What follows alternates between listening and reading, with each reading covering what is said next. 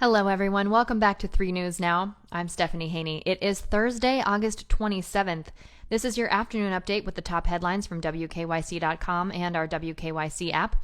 Thank you for being here to get filled in on everything that's impacting you here in Northeast Ohio. First up today, we've got the new numbers in from the Ohio Department of Health. We'll tell you what's happening with COVID-19 in the past 24 hours here in Ohio. We'll also take a look at what LeBron James is doing in order to encourage voting in communities that have been underserved in the past, as well as a potential job opening at Cedar Point with a lot of perks. We'll also circle back to the NBA walkout and see what is going on there before we recap with a fact check from a few things from last night's Republican National Convention and let you know what to expect tonight on the final night when President Donald Trump will give his speech formally accepting the nomination to run again for the Republican Party on the November 3rd election. And we will send a special shout out and a congratulations to a member of our WKYC family on a new addition. We'll save that for you at the end to end things on the right note. First up, we have the new numbers in from the Ohio Department of Health related to COVID-19 over the past 24 hours. New daily reported cases are up again. Daily reported deaths are down, but still a relatively higher number. And new hospitalizations as well as current active hospitalizations are also up in Ohio over the past 24 hours. In the last 24 hours, there have been 1,244 new reported cases of COVID-19 here in Ohio. That's up from just under 1,100 new cases yesterday.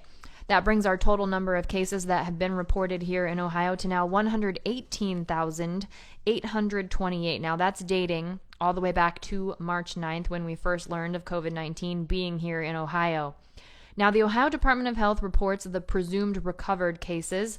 That's just over 99,000 now. So that's about 83% of those cases. So if you flip that number on its head, the Ohio Department of Health is estimating that there are just under 20,000 active cases of COVID-19 in the state of Ohio. That's 17%. Our positivity rating is at 4.2%, which means for all of the COVID-19 tests that are being done, 4.2% of them are coming back positive. That remains under the World Health Organization recommended threshold of 5%, so that's positive news there. However, in the last 24 hours, while it's good that the number of daily reported deaths has dropped, it's still a relatively high number. There have been 32 new reported deaths in the last 24 hours related to COVID-19, bringing that total number of deaths in Ohio to now 4,076. We've seen 107 new hospitalizations in the last 24 hours. This is a more real-time number. The hospitals are able to get this data to the Ohio Department of Health pretty quickly, and there are currently 787 people actively hospitalized right now. That's up 16 from yesterday. Of those 787 people who are in the hospital, 257 of them are in the intensive care unit. That's down just a couple from yesterday. We saw 2 new ICU admissions in the last 24 hours. And our statewide hospital bed occupancy rate is at 75%. So 24% of the hospital beds in the state of Ohio are available for people who need treatment for anything. Now let's take a look at the national and the global COVID-19 numbers. These come from Johns Hopkins University. In the last 24 hours, we've seen about 1,200 new deaths reported in the U.S. The total number of deaths reported in the U.S. as of this afternoon is 180,249. And the total number of cases reported in the U.S. is now at 5,846,591. Now, as we know, the U.S. has about 4.25% of the population, but we are still holding steady at a much higher percentage of the known cases and known deaths of COVID-19. The U.S. has about 24% of the known global cases of COVID-19 and about 22% of the known global deaths related to COVID-19. Globally, there have been 827,670 reported deaths related to COVID-19, and now, in terms of cases, there have been 24,271,466 cases reported of COVID-19. Now, in the past 24 hours, we have also seen a lot of information coming out of the NBA, and there was a walkout of the playoff games that were scheduled yesterday. Well, a person with knowledge of the situation say that the players have decided today that they want to continue the season. coming to this consensus after those games were canceled yesterday. Now, it's not exactly clear when the season will continue. There was at least one game scheduled for 4 p.m. Eastern today. So the person familiar with the situation says it's not likely that those games will actually happen today. The NBA's Board of Governors was meeting separately today to decide what to do next, and it was not immediately clear, as I said, if those games that were scheduled today would be pushed back. But one potential situation could be the games that were scheduled for Wednesday could be played on Friday, and the games that were scheduled for today could be played on Saturday. We'll be waiting to see what happens with that. LeBron James, the kid from Akron, continues to make efforts in order to bring about voter awareness, voter access, and he's now spearheading a multi-million-dollar effort to recruit poll workers for the election. The organization is called More Than a Vote, and it's focusing on recruiting poll workers in Black communities and electoral districts. It's going to do this through a paid advertising campaign and also a corporate sponsorship program that will encourage employees to volunteer to work as poll workers. The point of this is to fight against systemic voter suppression, according to multiple reports. There have been lots of celebrities who have signed on in support of this: Offset, Toni Braxton, and Allison Felix, just to name a few. LeBron said this week while he was wearing a More Than a Vote t-shirt inside the NBA's bubble, he said, "There are a lot of people who grew up in the inner city who are afraid to vote. We're giving everyone the tools and the outlets to do that." Now, our Ohio Secretary of State, Frank LaRose, has said that we need about 40,000 poll workers here in Ohio in order to make sure that people have the access to in-person voting on November 3rd. It's also been said that we're expected to see as many as half of Ohio's voters vote by mail in the upcoming presidential election. Keep in mind, if you're not yet registered to vote, that deadline to register to vote in Ohio is October 5th. If you are planning on voting by mail, you need to send in an application to do that as soon as possible. Then you'll be sent back your ballot, and it's being recommended that you send your ballot back as soon as possible as well, because there is lots of conversation around possible mail delays based on changes that have been put in place by the postmaster, Louis DeJoy. Now, there were changes that started to get put in place.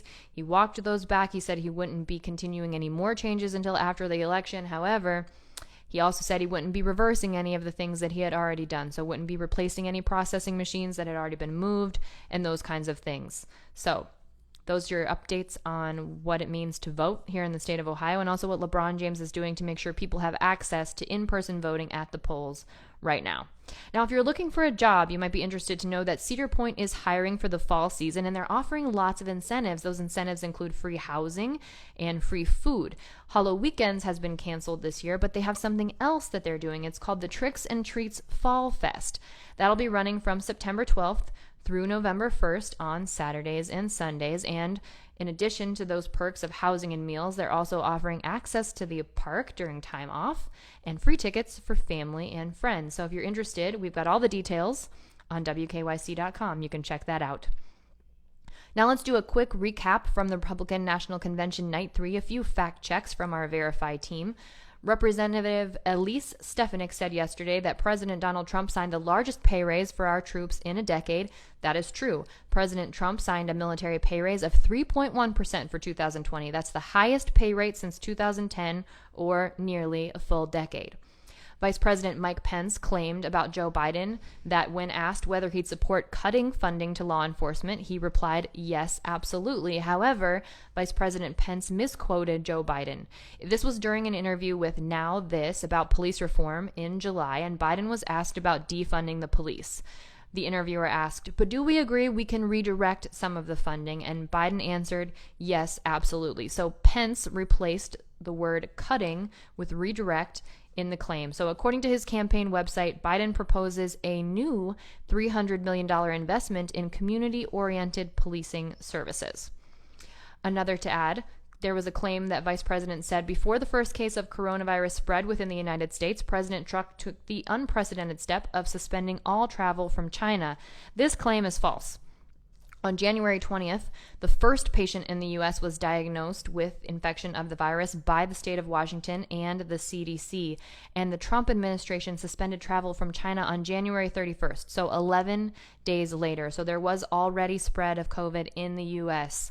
And there was a second case confirmed on January 24th, and then it was on January 30th that the CDC confirmed person-to-person spread of COVID-19 was occurring in the U.S. So because the president suspended travel on January 31st, that claim is not true, and that is according to our Verify team.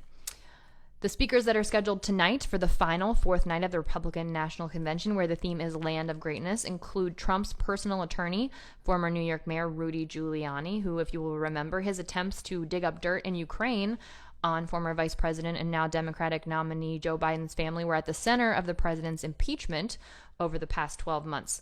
We'll also hear from Republican congressional leaders Senator Mitch McConnell of Kentucky and Representative Kevin McCarthy of California, Democrat turned Republican Representative Jeff Van Drew of New Jersey, UFC President Dana White, and President Donald Trump will close out the convention, accepting the nomination in an unprecedented move from the White House. He will be introduced by his daughter, Ivanka Trump. And before we let you go here, we have a happy announcement. We want to send congratulations to our 3 News meteorologist, Matt Wintz, and his wife, Stephanie. They have welcomed their third child, a baby boy. His name is Wyatt Wintz. He was born 9 pounds and 2 ounces, and mom and baby are healthy. Matt is saying they have called him River a couple of times. That's their son, River. They've also got a daughter, Emmy. But other than that, his first day has been absolutely great. Congratulations to Matt and Stephanie. We cannot wait to meet baby Wyatt. And you can see him on Matt Wintz's social media. You can follow him at Wintz Weather. He's also a great follow on social media, both on Instagram and Twitter.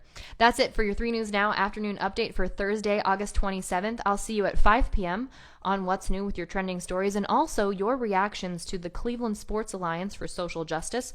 I'll see you at 7 p.m. on Front Row with an update about the Ohio motion picture film tax credit and how that's looking even in the course of the pandemic. And then I'll see you back here tomorrow on 3 News Now. Everyone enjoy your afternoon. I'm Stephanie Haney.